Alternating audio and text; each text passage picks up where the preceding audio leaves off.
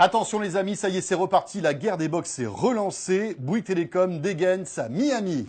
La Miami Box qui devait sortir à la fin de l'année dernière, elle est donc un peu en retard. Elle est disponible depuis quelques jours pour les abonnés Bouygues Telecom. Particularité, il y a de l'Android dedans.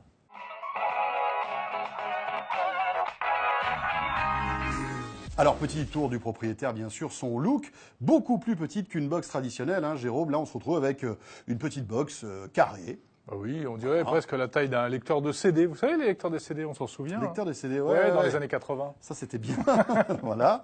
Alors, à l'intérieur, en revanche, c'est pas du matos des années 80, les amis. Ça dépote, hein. On peut dire qu'il y a l'équivalent d'une tablette haut de gamme avec du quad-core, sortie HDMI, bien sûr. Cela dit, c'est pratique. C'est on peut la normal. brancher sur la télé, port USB, port SD, etc. Il y a tout ce qu'il faut. Elle est même Bluetooth.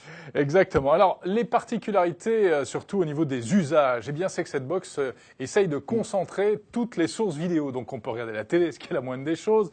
165 chaînes en live, plus du replay, plus de la VOD, plus de la vidéo sur Internet. Et voilà, et accès au Google Store. Donc le portail d'applications de Google qui va vous permettre de transformer cette box en console de jeu, pourquoi pas en navigateur Internet. Vous allez pouvoir en faire ce que vous voulez en fait, puisqu'à l'intérieur c'est de l'Android. Alors, Bouygues met le paquet avec l'interface sur la recommandation, un peu à la Netflix, et puis avec un moteur de recherche qui permet, par exemple, de taper le titre d'un film ou le titre d'une émission ou d'un thème ou d'un acteur, et ensuite de faire une recherche sur toutes les plateformes disponibles. Petite cerise sur le gâteau, cette box est compatible Chromecast, c'est-à-dire que vous allez pouvoir piloter cette box depuis votre smartphone et envoyer par exemple du contenu Netflix ou YouTube directement sur votre télé depuis votre smartphone. Et oui, puisque la grosse particularité, c'est l'intégration d'Android, c'est du Jelly Bean 4.2.2, pour tout dire. Et bientôt d'ailleurs, ça va être mis à jour en 5.0 Lollipop. Hein. Donc finalement, cette box ressemble un peu à votre smartphone ou votre tablette, ce qui facilite les échanges, ce qui permet par exemple d'utiliser le mobile comme télécommande très simplement, y compris d'ailleurs comme télécommande vocale. Bref, cette box, vous l'avez compris, c'est une révolution selon Olivier Roussat, qui est le PDG de Bouygues Telecom.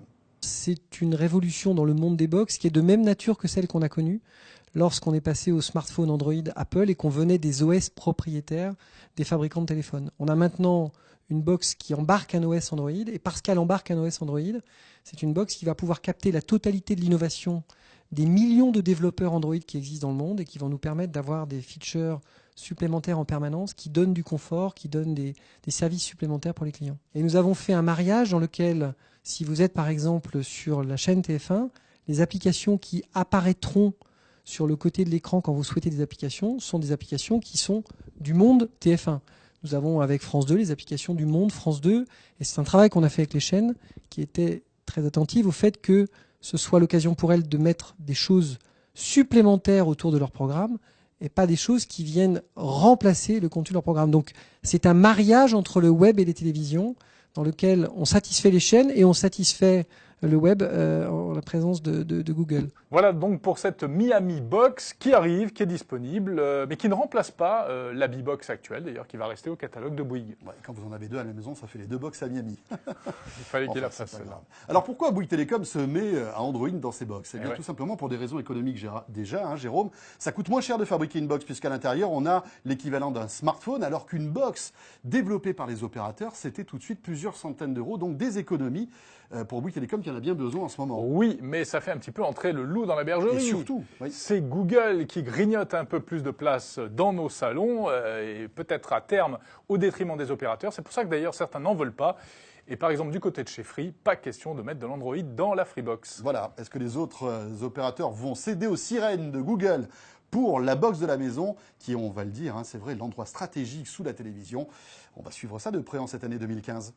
On se retrouve demain, bien sûr, sur The One Net TV. Salut à tous.